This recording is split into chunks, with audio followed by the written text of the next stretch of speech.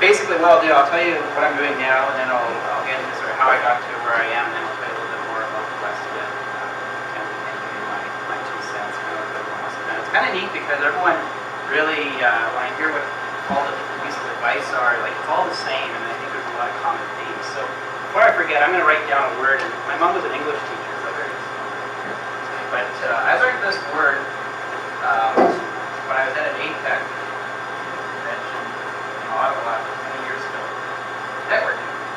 And today that's something that you're doing. And at the end of the evening I saw that there's some cards there with our names on it, and just sending an email or picking up the phone and saying, hey, I have a quick question, that's networking, and before you know it, people start coming up and saying, hey, you remember me? And actually it was like Nathan and Brian, they're like, yeah, you did my advice on the real folks.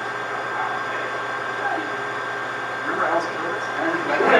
Like, no, I don't, but okay.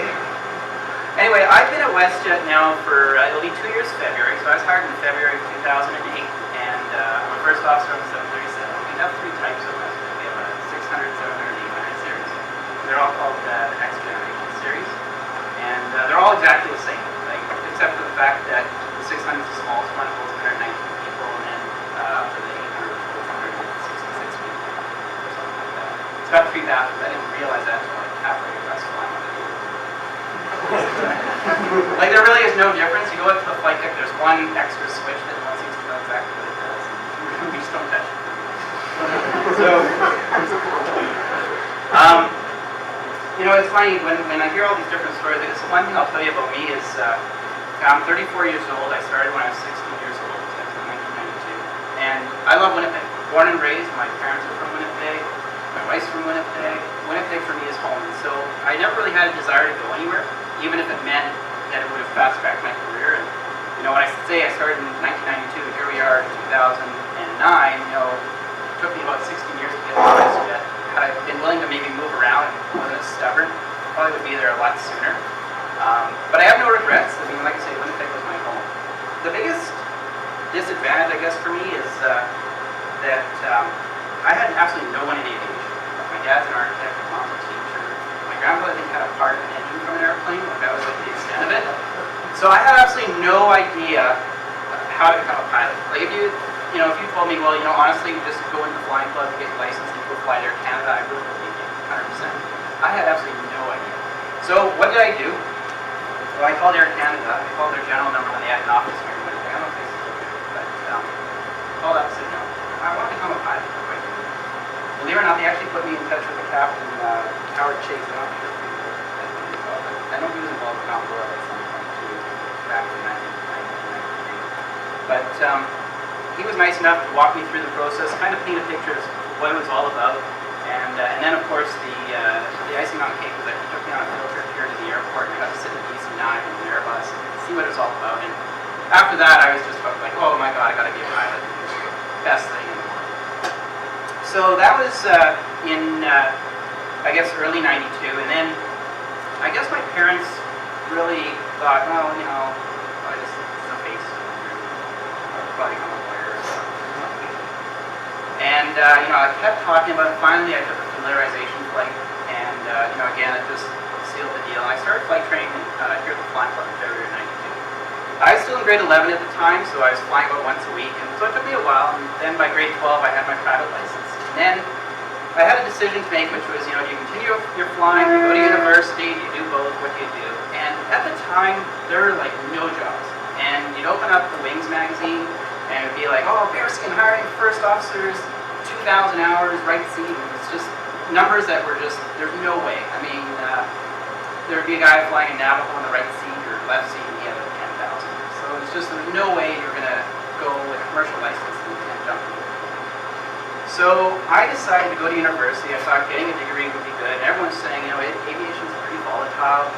You want to have something to fall back on. And I thought about it, and I always liked teaching, and my mom was a teacher, and knew a lot of teachers. I thought, something I kind of enjoy. So I went to education, did a 4-year degree, and the goal at the time was, by the time I graduated university, have my commercial license, and then from there, sort things out.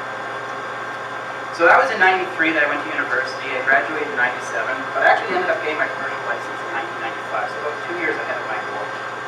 And then the Flying Club called me one day, and he said, hey, Jonathan, we're going to need some instructors, and think you might be interested? It's like, oh, let's see. Yeah, sure, why not?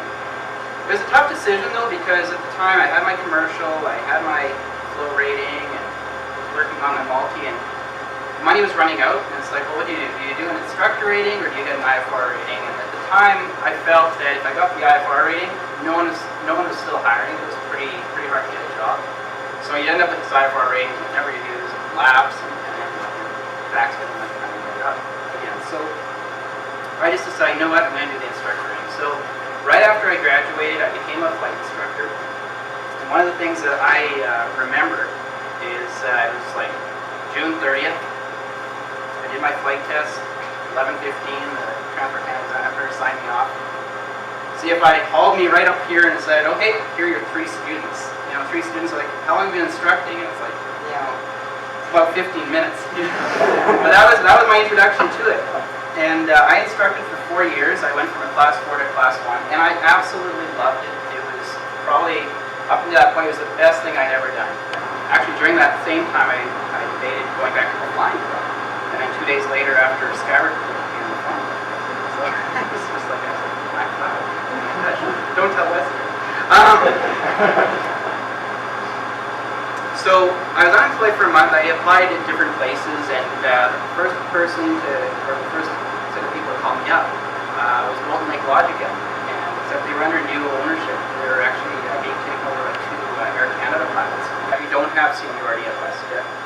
What we do have is every pilot does get a number. I'm number 833 out of about 930 pilots. And what that is that we go into the first day at WestJet. And I should back up by saying WestJet is unlike any company you've ever seen. Like honestly, like what I'm wearing now is kind of like what the CEO would wear, like in the office. It's just, they're very casual. I walked into my interview and one guy had a rugby shirt on. So like it's just like, I was there in a tie, and I was like, oh my God, It's a different world. Your very first day is an orientation, and they actually sit you down. There's pilots and flight attendants, and we call them, nothing has a normal name there. We don't have human resources, the department, and we don't have accountants. They're called bean counters, and so they're all in one room together. We're all learning all about WestJet and the culture. We always say we drink the Kool-Aid. But that's your first day, and then once you're done your first day, you draw your number, and that out of the other pilots you're with, there's normally 7 others, so there's 8 of us. So you draw a number, and then that number will be factored into the pilot list. So whoever drew number 1 will be added to the bottom of the pilot list, and the 8th person will be the very last person. So when it comes time to upgrading, they go in the order that you were there. If for some reason you don't want to upgrade